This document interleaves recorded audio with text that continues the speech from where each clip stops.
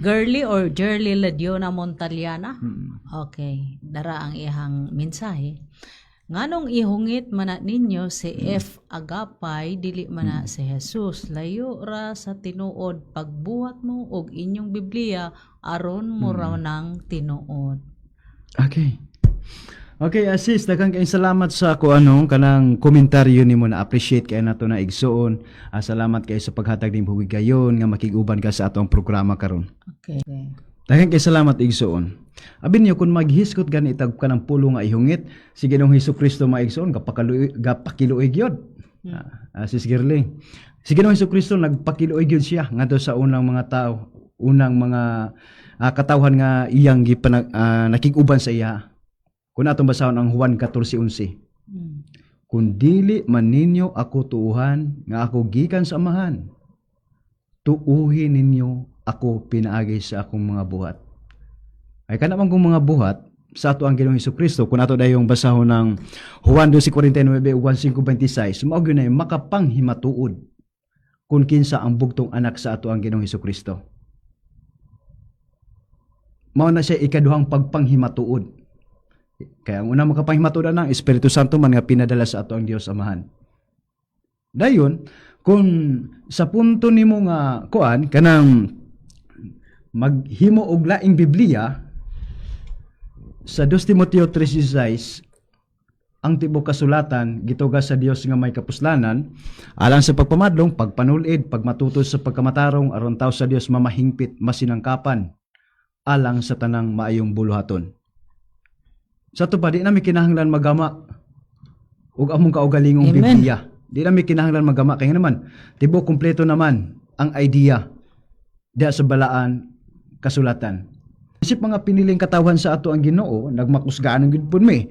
Amo ginang ihungit sa inyo kay unsa man nga maumpo ni idea sa bugtong anak sa ato ang Dios Amahan nga din diha sa iyang kaugalingong bag-ungalan Santo Papa Paulino ungkoy sa mura agapay nga ipanghimatuod magyud namo ang iyang bag-ong ngalan.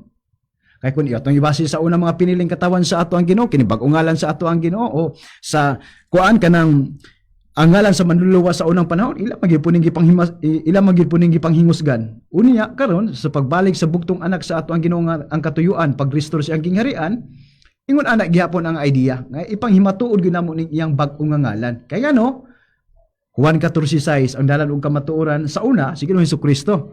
Unya, gadala man siya sa iyang bag-ong ngalan, mao na Santo Papa Paulino ungkoy sa mura agapay nga kinahanglan gyud nga ipangmatuod namo kay ngano man ang nadala karon sa dalan og kamatuoran si Santo Papa Paulino ungkoy sa mura agapay na, dili na si ang ngalan nga Ginoong Hesukristo.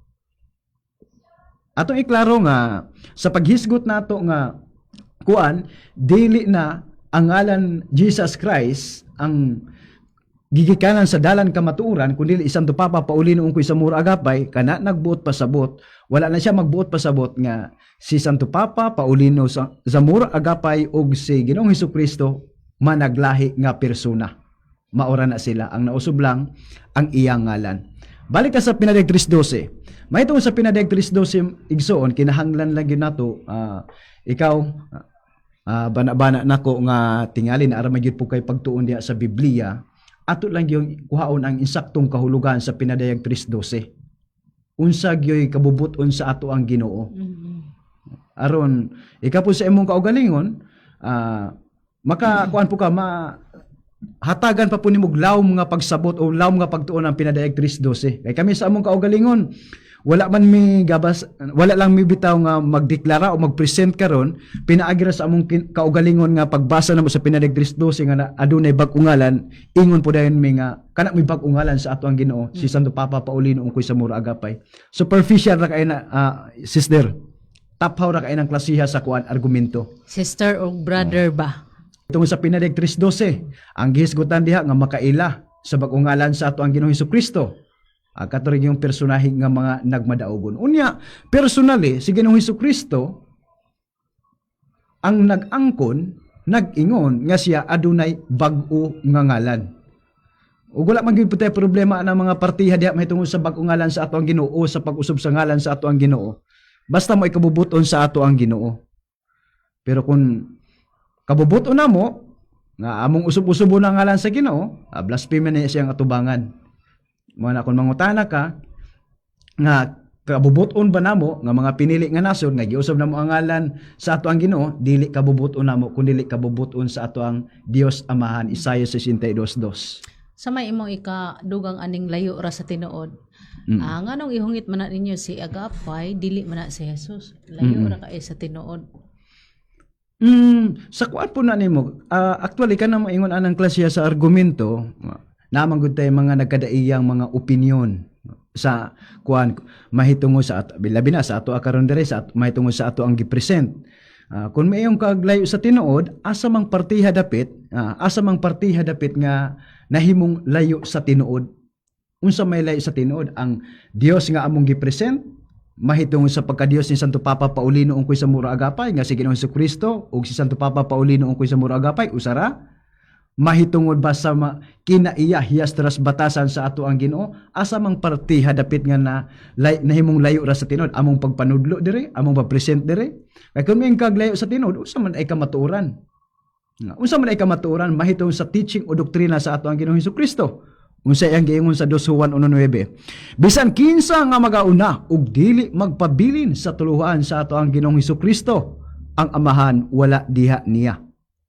Kanang mo'y layo sa tinuod, kanang wala magpabilin. Pero kung nagpabilin ta sa tuluhan sa ato ang Ginoong Jesucristo, ang Amahan ug ang Anak naa diha niya. Kung mo'intaw layo sa tinuod, ang pangutana, nakabalo na day ka unsay among buhat diri sa among kuan sa simbahan nga among gipresent simbahan na personal nga gitukod sa ato ang Ginoong Jesucristo. Kay kun wala gani ka makahibalo, tapaw ra kay na imong kuan konklusyon. Tapaw ra kay nang imong pag-istorya nga kuan, layo ra kay na sa tinuod. Tapaw ra kay na siya.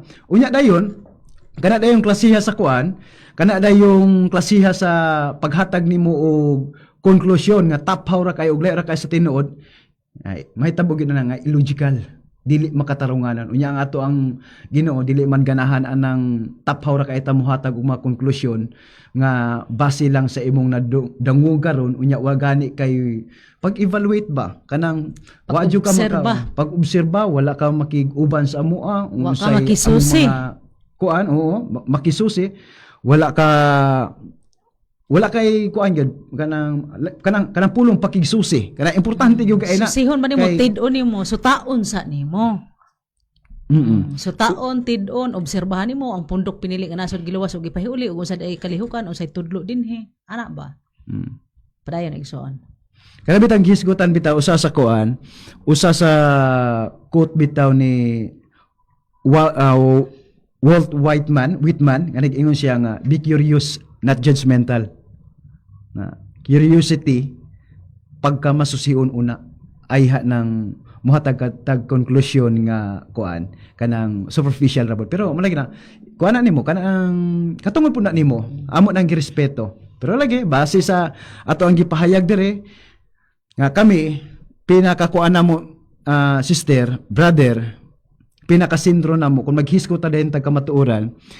Usay gyud sa among gibalik-balik dire, the vast majority of philosophers and theologians i-define gani ng kamatuoran, truth corresponds to the reality. Unya kana among gipanghisgutan karon mahitungod sa among gipresent nga matuod nga simbahan nga personal gitukod sa ato ang Ginoong Jesucristo, wala mi magpamatuod uno ana ug tama ra sa pulong. Duyog yun ang buhat. Duyog ng mga buhat. Nga kanang klase sa mga buhat na dito sa ato ang Ginoong Jesucristo, isip ay magbalantay sa mga karnero nga nagdala na siya siyang kaugalingong pag-ungalan, Santo Papa Paulino ungkoy sa muro agapay. Amen.